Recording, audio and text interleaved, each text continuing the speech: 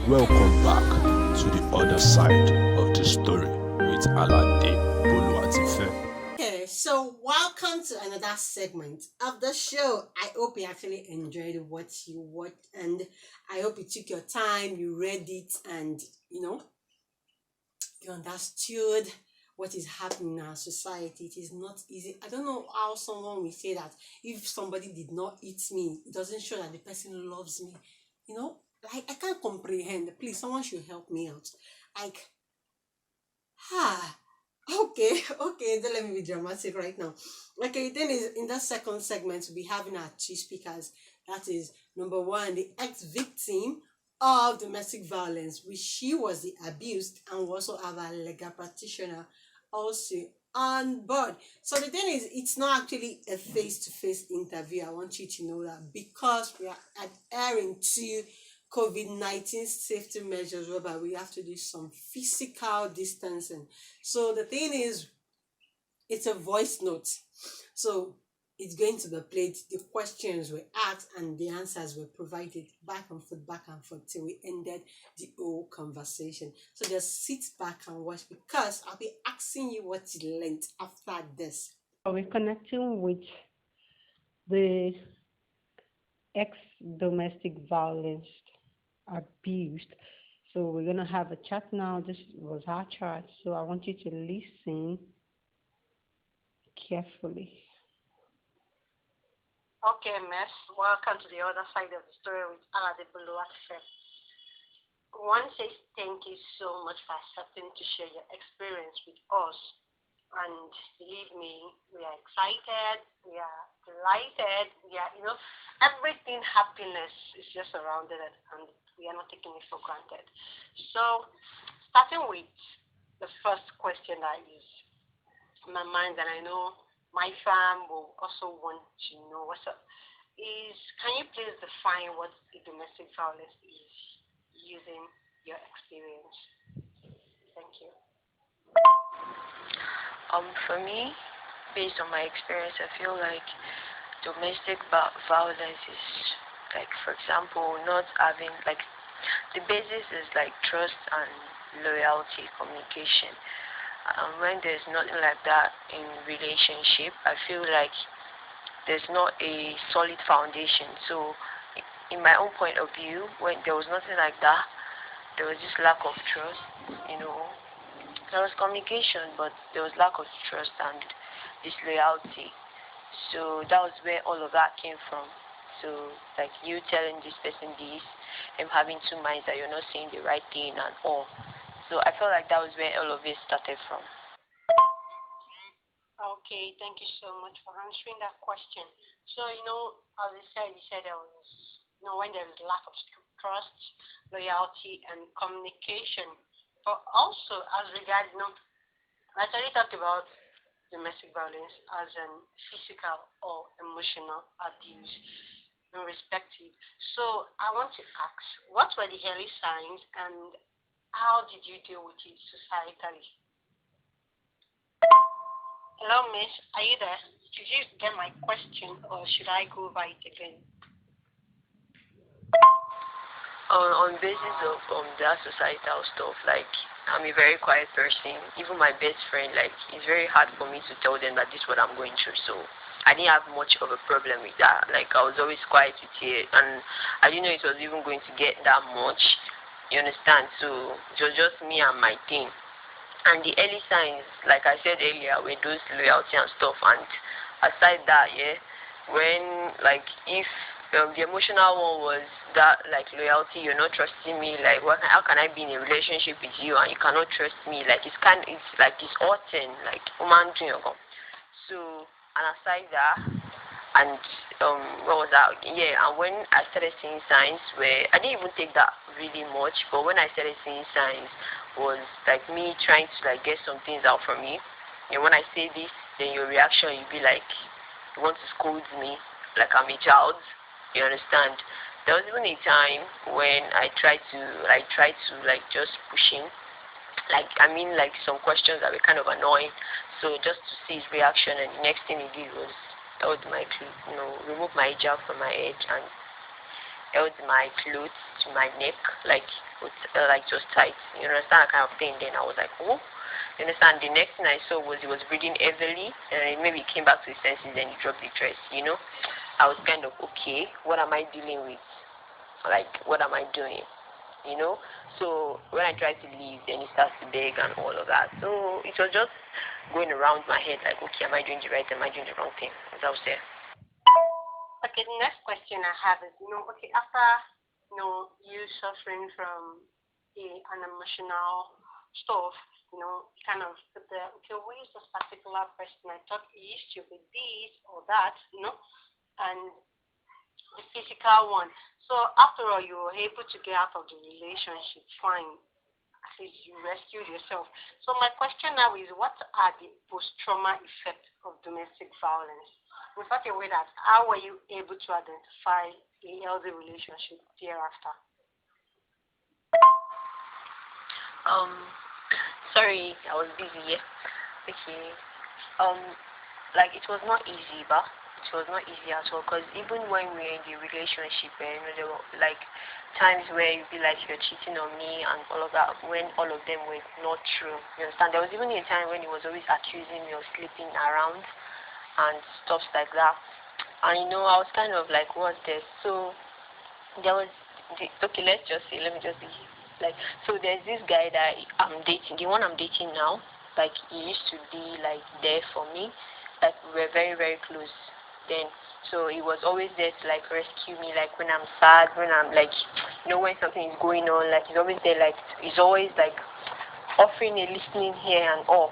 So when I eventually left the relationship, it was not easy because I didn't want to like have anything to do with guys.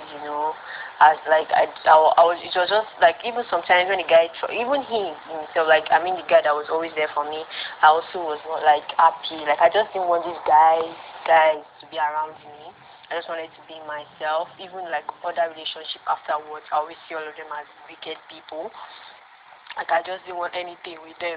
I just didn't want anything to have to do with guys. It took me like 3 years or so. Yeah, if I can remember, before I dated somebody else. So it was that bad. Because even like then we were still in school when that breakup stuff happened. So like when we see, it's always terrorizing me. Sometimes maybe our lecture, like we'll clash, you understand? Maybe they're in another building and I'm in a building, you understand? And I was this very quiet girl in school. Now imagine you're passing by and everybody should just be pointing fingers at you. Like that's the girl, that's the girl. It's kind of weird. Sometimes I'll just want to run, like cover myself up and just cry it out and be like, oh, I don't want to walk around in school anymore. I just want to be in my hostel. I don't want to go out, all those kind of things. There was even a time when he was sharp begging me that I eventually saw him. He was like, okay, it was on his birthday. That was after we broke up and he was like, he wanted to see me and all. My bad, I should have not gone back. Or, there's no how love, yeah? So I showed up. He was begging and begging and begging.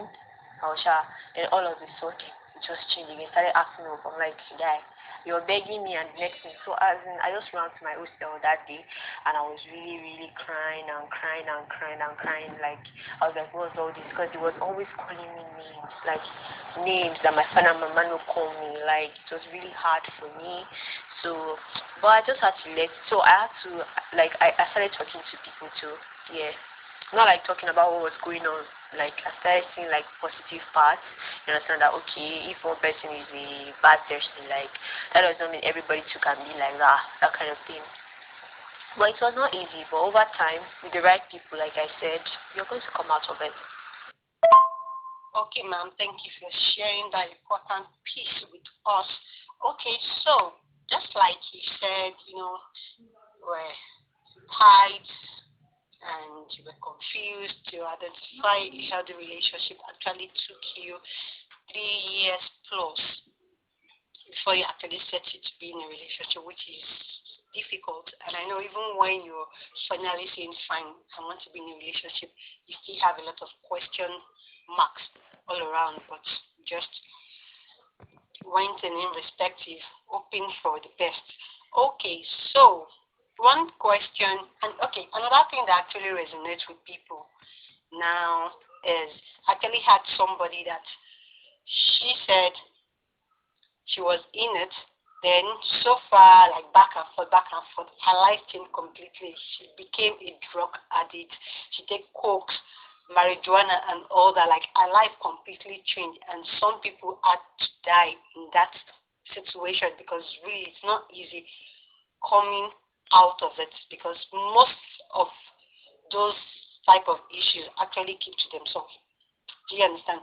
So now I just want to ask that what is the mantra you want to live, or what do you want to tell somebody that is stuck in a domestic violence relationship, a very violent relationship? What can you tell the person to do, and how can the person move forward? Firstly, about that after effects of resulting to stuff, drugs, marijuana, and the likes. I feel like these days, God should forgive me though, many people use that as an excuse, you understand? Just to portray maybe some things that they've been hiding. I don't think you understand what I'm saying though, but whatever it is, sometimes situations or the kind of environment you are in also matters. So what I would just say is, and for me is, during those times, what took me out of or what made me better is, actually first I surrounded myself with good people. Like they were always giving me positive energy because especially my family, they knew what I was going through. So they were always there because there are sometimes like this, we can be watching a movie, all of us in the parlor. Then maybe there's a role they are playing and they're repeating. I become sad. Sometimes I even start crying. But they know what's up, so they kind of change the channel, or so everybody can just bring up a topic of start dancing, that kind of thing, just to move away from that thought. And do you understand? So, and me, another thing is I prayed. Because aside, sometimes you might see something is really perfect and something is now, then all of a sudden it starts to turn bad. Then you start to question yourself here that what's going on and all. So as I was having that thought, I was also being prayerful, like, God, if I eventually want to leave this thing, am I doing the right thing? Because some people were like, there was this girl that she was in my room, then she was already telling me that the guy is bipolar, like because of the way you always respond, like if something happens and the next thing is already acting, you understand, calm and begging and all, you understand. So I was already like, okay, like, are you sure this guy does not need help? You understand? So all of that, I just started praying that God just bring me closer to you. Let me know what is right from what is wrong. You understand? And I feel like that's what anybody can actually do. Wow, thank you so much for that. But really, you got me smiling, like sleep if it's possible. Sometimes our upbringing, people we surround ourselves with, actually does not permit for some things as such. So for the case of the marijuana and all that, probably that was what could accommodate our flaws, our feelings and all that, because all those things that we take, all those stuff, we use them to take the pain away, but really the pain is not going anywhere. We are just suppressing it. Once the whole thing is cleared and your eye don't shine, you are there, like the pain is still there. So it's not going anywhere. You have to deal with it positively, which I think is what people are not doing now. I think they should just find a way to be positive and find strength in the midst of weakness. So now I say thank you very much for all you've shared with us. But the question I want to ask now is, okay, fine, you said the likely possibility of, the best way you can get it out and be a better person. You said it all. So what will you say to anybody that is still in a mess and is willing to get out? Just one word or in a sentence, your mantra that you can just give to the person. What I wanted to say is, when I said men as condoms, these guys, not the way they do normal level. But what I was just trying to say is, like, let's say that domestic violence, as per that topic we're talking about, when they are doing their drama or their beating or their emotional violence rubbish, You know, when their eyes come down, they'll be telling you, I will never treat you that way. I've never treated any other lady that way. They will box with, some will even buy you flowers, buy you gifts, buy you this, buy you that. Just to like make everything look like they will never do it again until another episode will happen. Until another episode will happen, they'll continue buying gifts, buying everything. But when when you do not have anything to do, when they already brainwash your head tired till they now marry you because they know nobody can accept their shit the way you have accepted it, then you enter their house, then it now turns to long life drama. And the ladies sometimes they're always at fault. They will be like, that I can it's going to change, I can change it. Guy, nobody can change any guy. You can only put them in prayer. They are the only ones that can change themselves. No, you can't. All those ladies just, I can't. Okay, Adura Eluba. Oh, change your career. Adura Eluba. Simple as that. So I feel like anybody that is in that kind of stuff, they should please run. They should run. First time like this, when it happens, try to know the situation that occurred, that caused it. If you see that it's not what the big drama is, my guy, disappear. And if you feel like you want to give it another chance, give it second. The third one, don't be stuck before you leave. Because when you are too deep in this thing, it's hard to hard. Okay, so thank you a million times. Like, thank you, thank you, thank you. If I keep saying thank you from now, I really don't know when I'm going to stop saying thank you, but thank you so much for sharing. Thank you so much. Just thank you. It's really awesome having you on the show. And how you said, somebody out there just need to listen to get better. So you at least you have assisted the soul and you have helped the soul. So you lifesaver. So thank you so much. We appreciate you and we love you so much. And there is absolutely nothing you can do about that. Have a wonderful day.